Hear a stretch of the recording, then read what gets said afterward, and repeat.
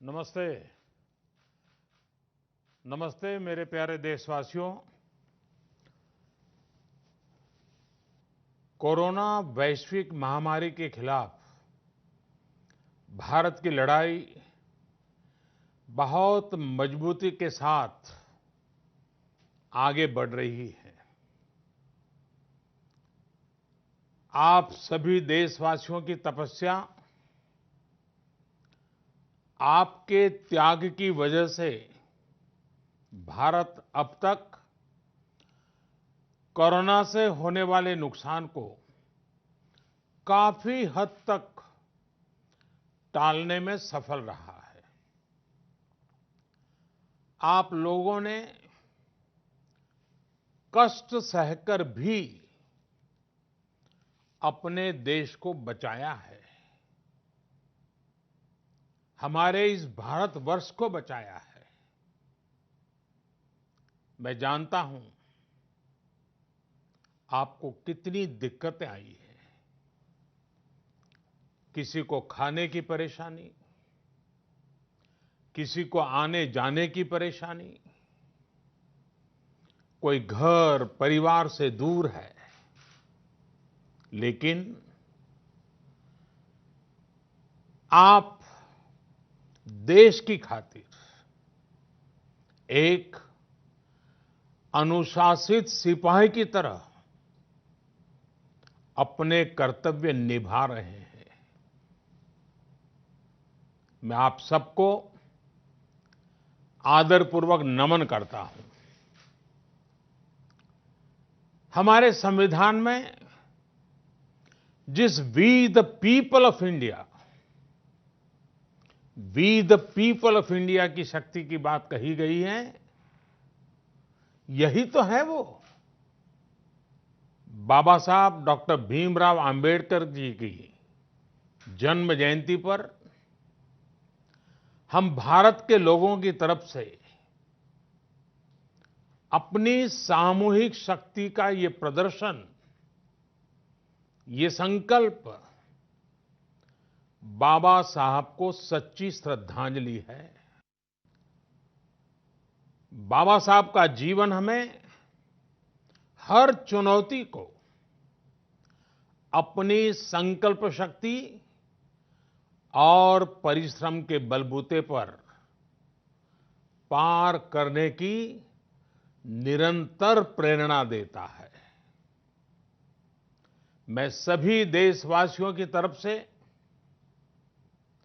बाबा साहब को नमन करता हूं। साथियों, ये देश के अलग-अलग हिस्सों में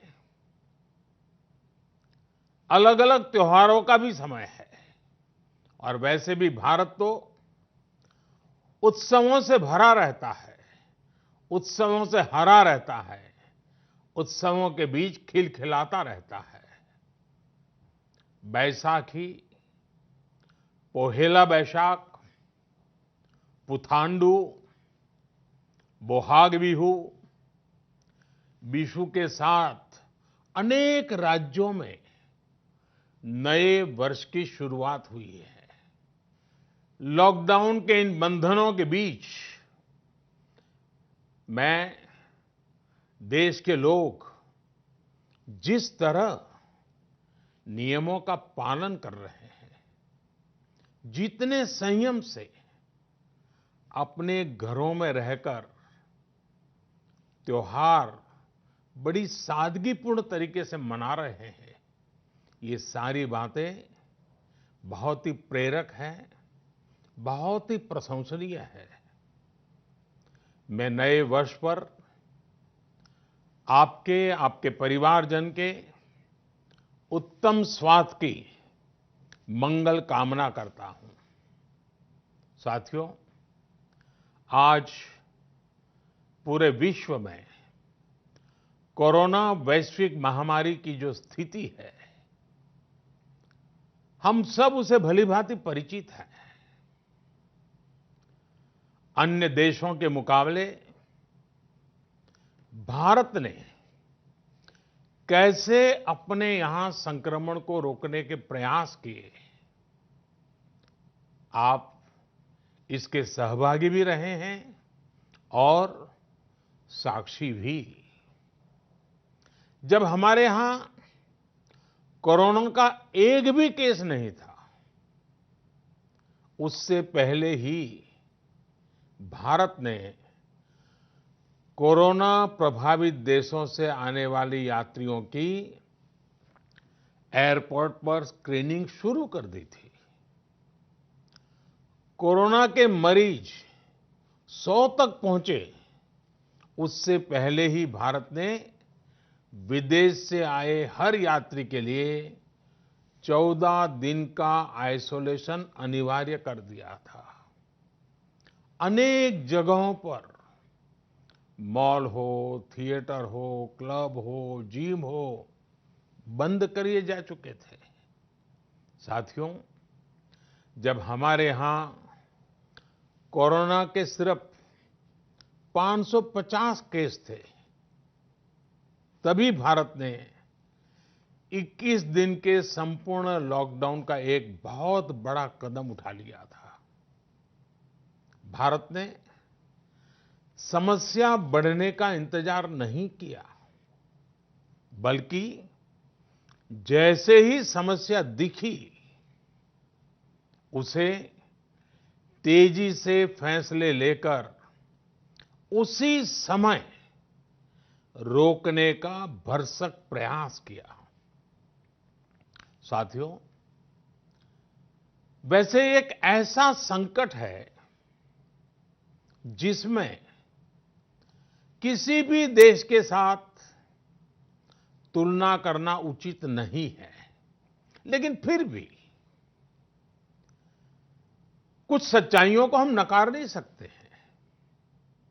ये भी एक सच्चाई है कि अगर दुनिया के बड़े-बड़े सामर्थ्यवान देशों में कोरोना से जुड़े आंकड़े देखें, तो उनकी तुलना में आज भारत बहुत संभली हुई स्थिति में है।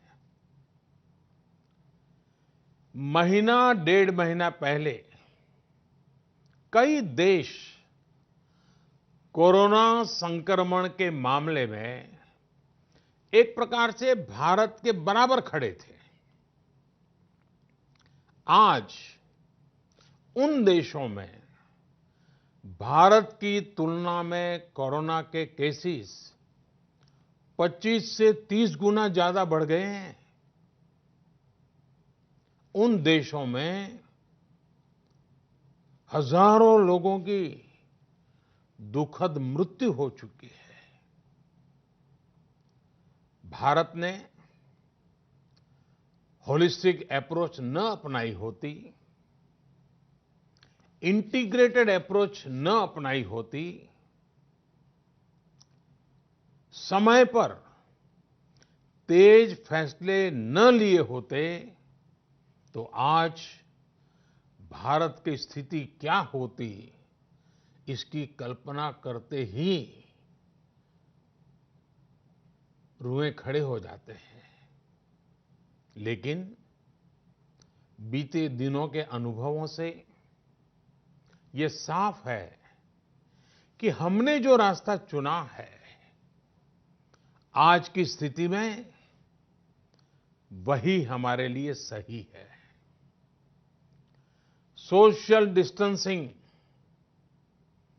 और लॉकडाउन का बहुत बड़ा लाभ देश को मिला है।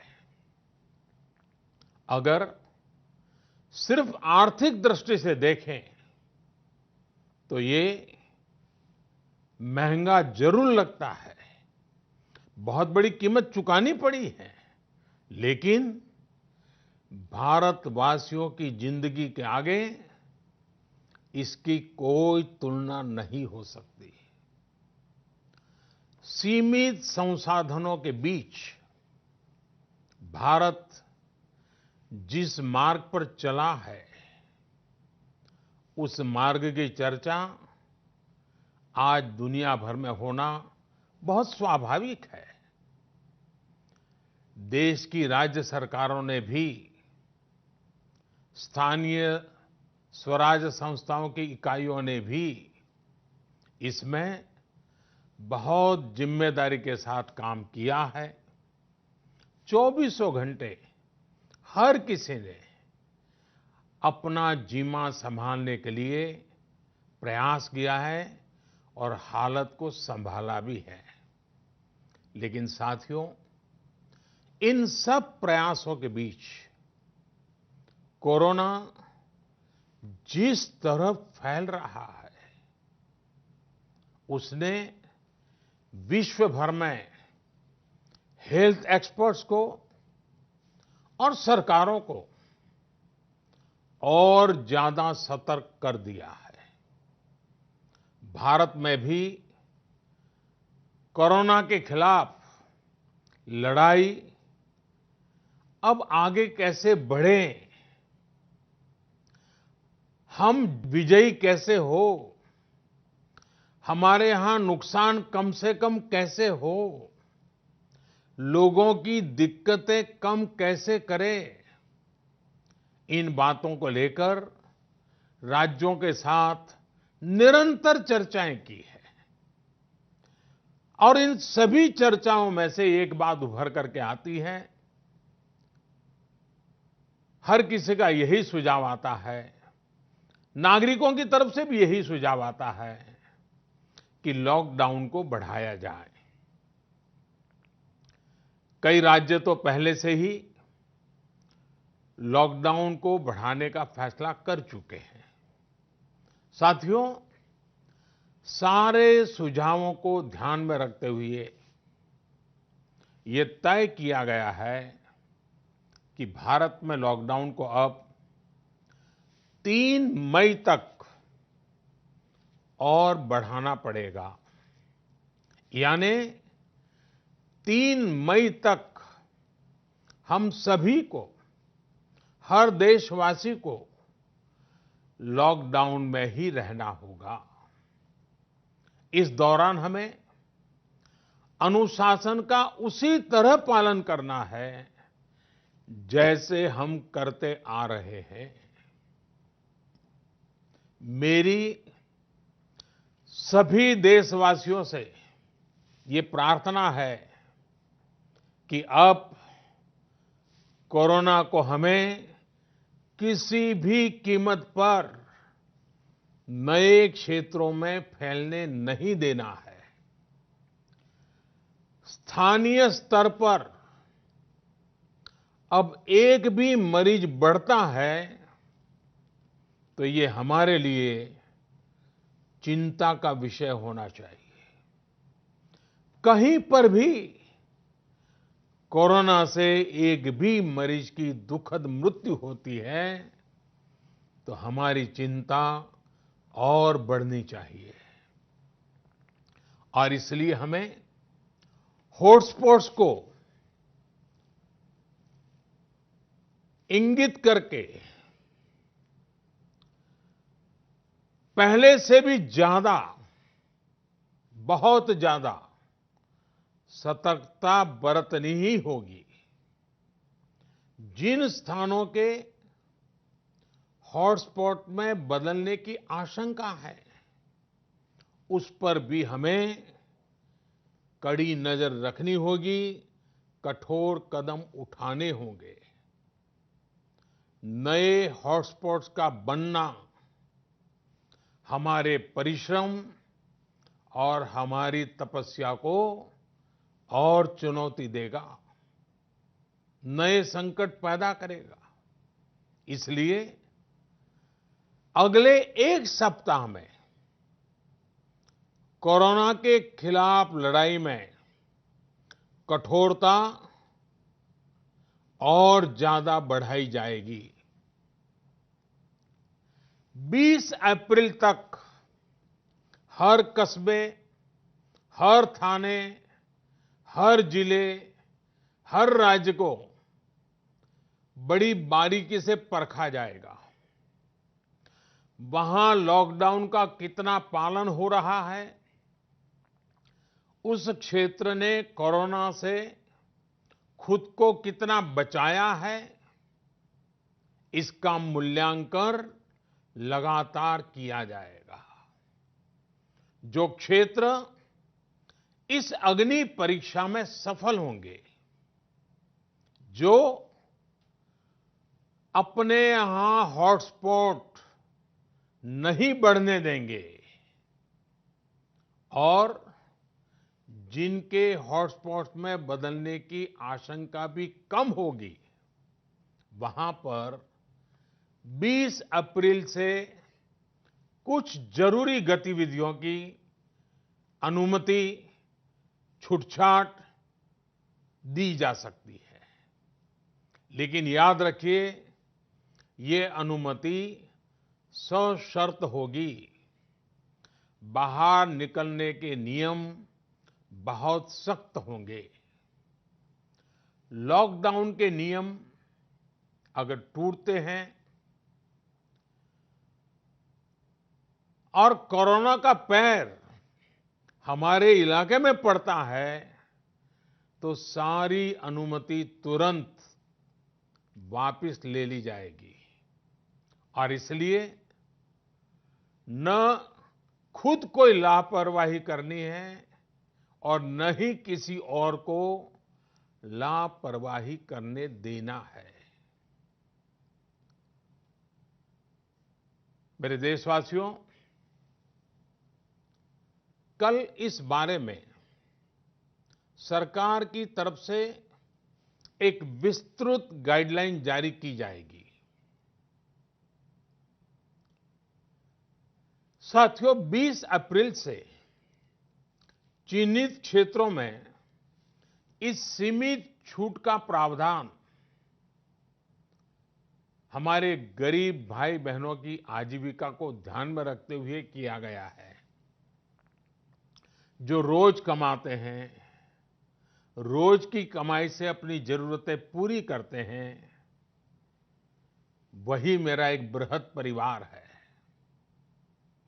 मेरी सर्वोच्च प्राथमिकताओं में एक, इनके जीवन में आई मुश्किल को कम करना है। प्रधानमंत्री गरीब कल्याण योजना के माध्यम से सरकार ने उनकी मदद करने का हर संभव प्रयास किया है।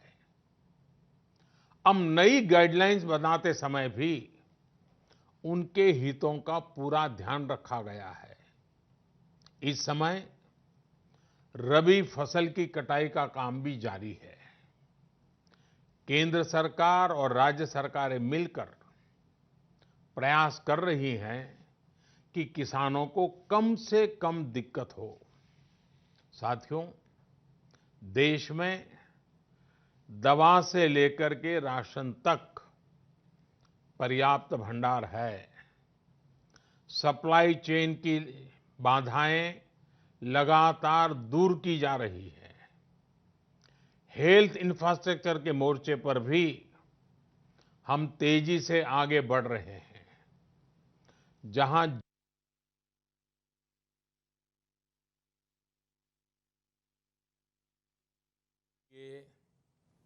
सिर्फ एक लैब थी, वहीं अब 220 से ज्यादा लैब्स टेस्टिंग का काम कर रही है।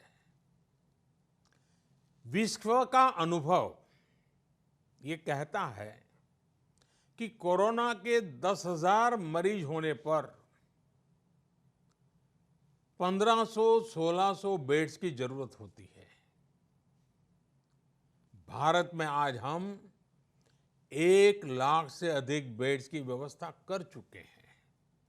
इतना ही नहीं, 600 से भी अधिक ऐसे अस्पताल हैं जो सिर्फ कोविड के इलाज के लिए काम कर रहे हैं। इन सुविधाओं को और तेजी से बढ़ाया जा रहा है। साथियों, आज भारत के पास भले सीमित संसाधन हो, लेकिन मेरा भारत के युवा वैज्ञानिकों से विशेष आग्रह है कि विश्व कल्याण के लिए मानव कल्याण के लिए।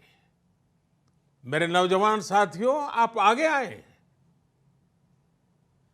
कोरोना की वैक्सीन बनाने का मेरे देश के नौजवान, मेरे देश के वैज्ञानिक बेड़ा उठाएं।